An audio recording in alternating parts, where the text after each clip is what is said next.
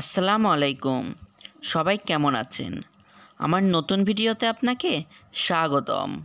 রাজা নেই, শাহী নেই, রাজশাহী নাম, হাতি ঘোড়া কিছুই নেই, আছে শুধু আম।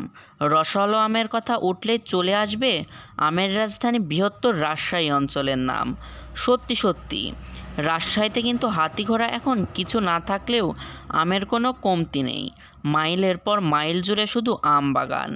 আম ভালোবাসে না এমন মানুষ পৃথিবীতে কমই আছে। আম বাগানে মুকুল আর পাকা আমের সুবাস, স্বাদ গন্ধ কবির মনকেও দোলা দিয়েছে, আমাদের জাতীয় সঙ্গীতেও ঠাঁই পেয়েছে। ওমা ফাগুনে তোর আমের বনে ঘানে পাগল করে। আমাদের পল্লী কবি জসিমউদ্দিনের মামার বাড়ি কবিতা পড়েননি এমন কেউ নেই। ঝড়ের দিনে মামার দেশে আম কুড়াতে সুখ, পাকা আমে মধুর রসে রঙিন করে মুখ। তো ভিউয়ার্স, চলুন তাহলে এবার জেনে নেওয়া যাক রাজশাহীর আম কেন এত বিখ্যাত। রাজশাহীর আম বিশ্বব্যাপী যার নাম, স্বাদ আর গন্ধে এই অঞ্চলের আম এক কথায় অতুলনীয়। কিন্তু দেশের বিভিন্ন অঞ্চলে আমের আবাদ হলেও এখানকার আম এত স্বাদ কেন?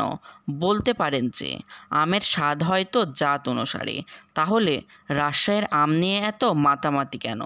এ কথা আংশিক ঠিক, তবে আমের স্বাদ সবচেয়ে বেশি প্রভাব ফেলে মাটি। এক এক এলাকার মাটি এক এক স্বাদের আমের জন্ম দেয়। ধরুন আপনি একই জাতের দুইটি আমের চারা লাগিয়েছেন, একটি লাগিয়েছেন রংপুরে, অন্যটি লাগিয়েছেন সিলেটে। যখন গাছটি থেকে ফল অর্থাৎ আম আসবে, তখন দেখা যাবে যে বিস্তর পার্থক্য রয়েছে গাছের আমের স্বাদের মধ্যে। এর কারণ মাটি। আমের জন্য রাজশাহীর মাটি সেরা।